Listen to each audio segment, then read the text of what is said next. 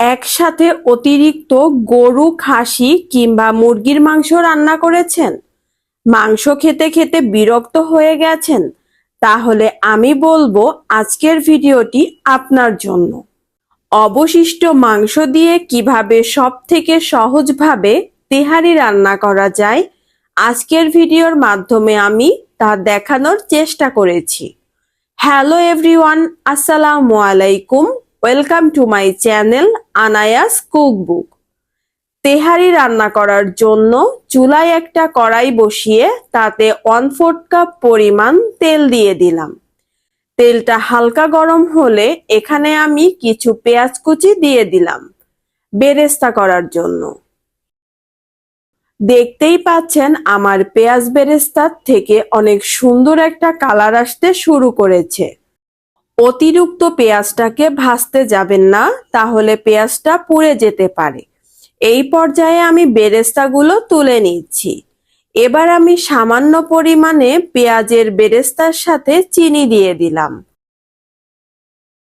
Same কড়াইতেই আমি তেলটা তুলে রেখে এই পর্যায়ে আমি আগের দিনের রান্না করা আলু দিয়ে খাসির মাংস দিয়ে দিলাম।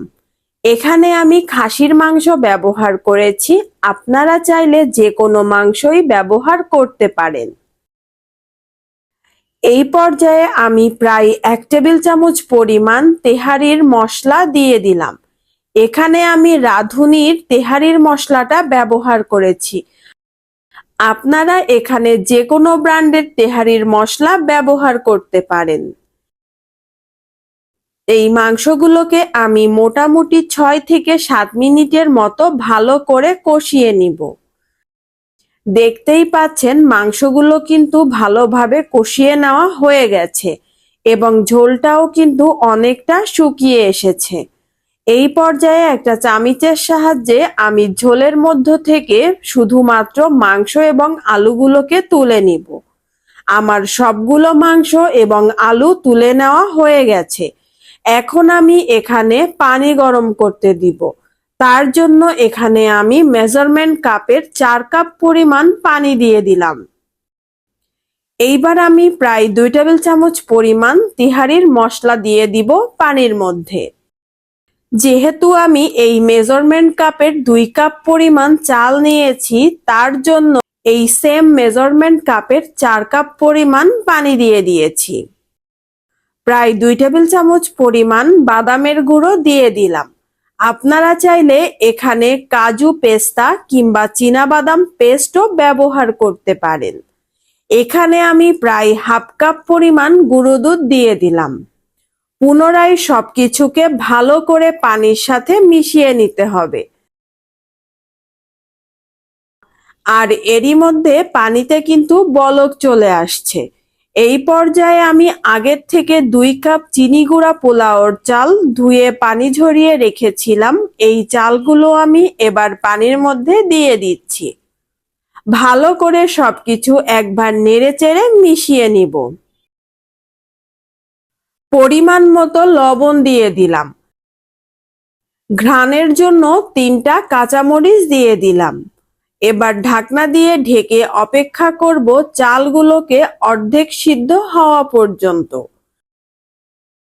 একটু নেড়েচেড়ে দেখিয়ে দিচ্ছি আমার চালগুলো কিন্তু প্রায় 50% হয়ে এসেছে। এই পর্যায়ে আমি যে মাংসগুলো তুলে রেখেছিলাম সেই মাংসগুলো দিয়ে দিচ্ছি।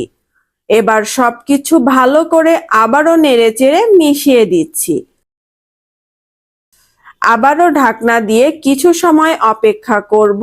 আর দেখতেই পাচ্ছেন পানি কিন্তু প্রায় শুকিয়ে চলে আসছে আর চালগুলো কিন্তু প্রায় 80% পর্যন্ত সিদ্ধ হয়ে গেছে। এই পর্যায়ে আমি উপর থেকে পেঁয়াজ বেরেস্তা দিয়ে দিলাম। প্রায় 1 টেবিল চামচ পরিমাণ ঘি দিয়ে দিলাম। 2 টেবিল চামচ পরিমাণ গুঁড়ো দুধ দিয়ে দিলাম এবং ঘ্রাণের জন্য কিছুটা গোলাপ জল দিয়ে ঢাকনা দিয়ে তেহারিটাকে দমে বসিয়ে রাখবো মিনিমাম 30 মিনিট। 30 মিনিট পরে দেখতেই পাচ্ছেন আমার তেহারিটা কিন্তু একদম পারফেক্ট ভাবে রেডি হয়ে গেছে। মাশাআল্লাহ, কতটা ঝরঝরে হয়েছে রাইসগুলা। আমি আপনাদের একটু ক্লোজ থেকে দেখানোর চেষ্টা করছি। দেখতেই পাচ্ছেন চালগুলো কিন্তু একদম পারফেক্ট ভাবে সিদ্ধ হয়ে গেছে এবং খুব সুন্দর ঝরঝরেও হয়েছে। এইবার আমি একটা প্লেটে সার্ভ করে নিচ্ছি। উপর থেকে শসা এবং কাঁচামরিচ দিয়ে একটু ডেকোরেশন করে নিলাম। তৈরি হয়ে গেল আমার অতিরিক্ত বেঁচে যাওয়া মাংস দিয়ে তৈরি সবথেকে মজাদার এবং সহজ রেসিপিতে তেহারি। আজকের ভিডিওটি দেখার পরে আমার মনে হয় না কেউ আর অতিরিক্ত বেঁচে যাওয়া মাংস নিয়ে টেনশন করবেন। একটু বুদ্ধি খাটিয়ে বানিয়ে নিতে পারেন আমার মতো সবথেকে সহজ এবং মজাদার তেহারি। ভিডিওটি ভালো লেগে থাকলে আপনার ফ্যামিলি এবং ফ্রেন্ডসের সাথে শেয়ার করতে পারেন। আর হ্যাঁ, অবশ্যই আমার চ্যানেলটা কিন্তু সাবস্ক্রাইব করতে ভুলবেন না। আল্লাহ হাফেজ।